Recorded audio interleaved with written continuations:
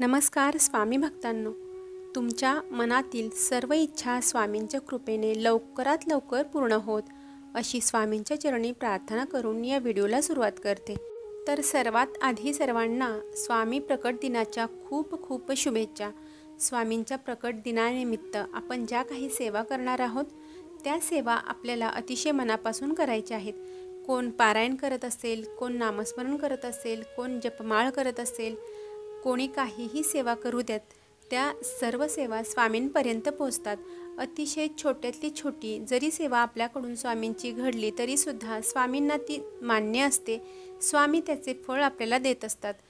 आता या सर्व सेवेंमध्ये स्वामींचे नामस्मरण ही अतिशय साधी सोपी आणि कुठेही करता येण्यासारखी सेवा आहे आणि याचे फळ सुद्धा लाख पटीने मिळत असते।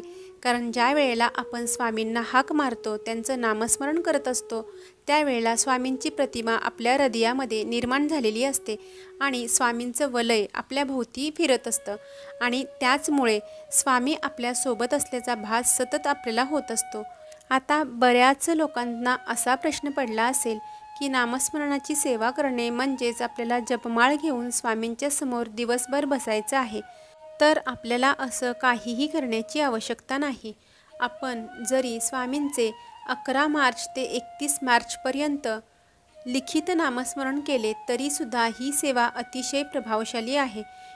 कारण या नामस्मरणामुळे आपल्याला आपल्या भोवती स्वामी असल्याचा सतत भास होत असतो आणि स्वामी आपल्या प्रत्येक अडचणीमध्ये आपल्याला साथ देत आहेत याची प्रचिती आपल्याला येते। त्यामुळे लिखित नामस्मरण करत असताना आपलं मन आणि आपले स्वामी यांची एकत्र सांगड झालेली असते आणि ज्या वेळेला आपण स्वामींचं लिखित नामस्मरण करत असतो, स्वामींचं नाव म्हणजेच श्री स्वामी समर्थ अशा पद्धतीने आपण नामस्मरण करत असतो, तेव्हा ते आपण आधी बोलत असतो आणि नंतर आपण पेननी वहीवरती लिहित असतो।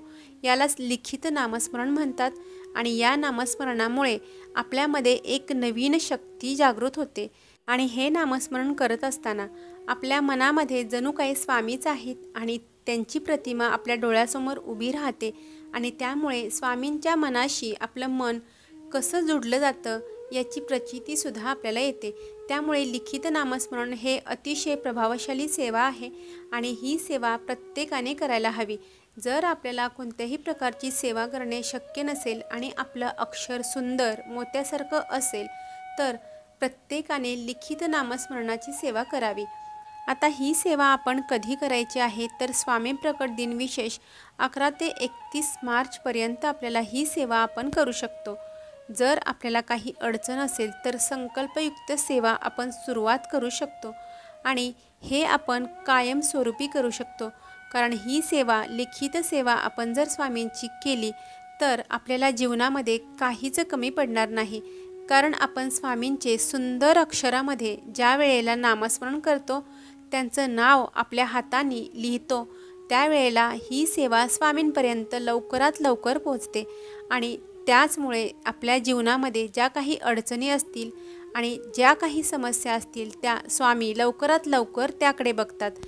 आता ही सेवा करण्यासाठी आपल्याला नवी कोरी वही आणायची आहे आणि आपल्याला कोणत्याही दिवसापासून सुरुवात केली तरीही चालेल, परंतु स्वामी प्रकट दिनाविशेष जर आपण ही सेवा करत असाल तर 11 ते 31 मार्च या काळामध्ये ही सेवा सुरुवात करावी।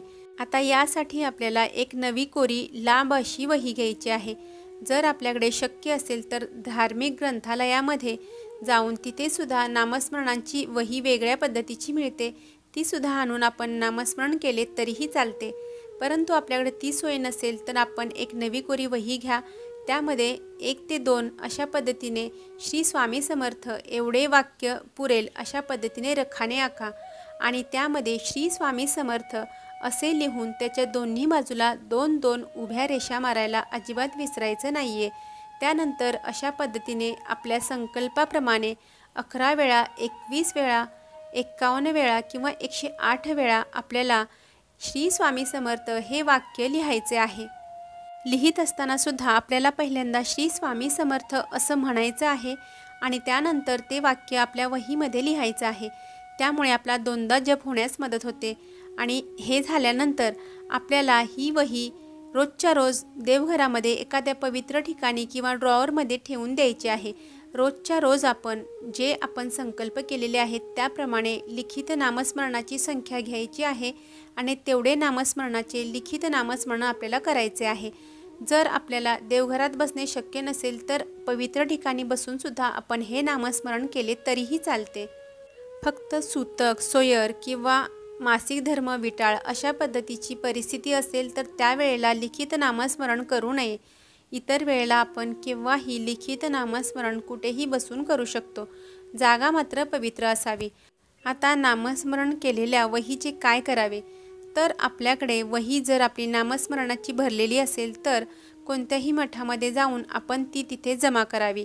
अशा प्रकारे जमा केलेल्या वहीचा उपयोग भक्तांना विभूती वाटप करण्यासाठी किंवा प्रसाद वाटप करण्यासाठी केला जातो आणि यामुळे स्वामींची कृपा आपल्यावरती राहते। सदैव स्वामींचा कृपाशीर्वाद आपल्यावरती असल्यामुळे आपल्या आयुष्यामध्ये कोणत्याच गोष्टींची कमी पडत नाही। त्यामुळे आपल्याला लिखित नामस्मरणाची सेवा अतिशय सुंदर अक्षराने करायची आहे आणि ही सेवा स्वामींच्या चरणी अर्पण करायची आहे। तर ही होती छोटीशी माहिती।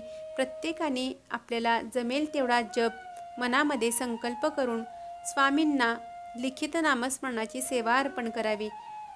तर ही होती छोटीशी माहिती जर तुम्हाला आवडली असेल तर व्हिडिओला लाईक करा।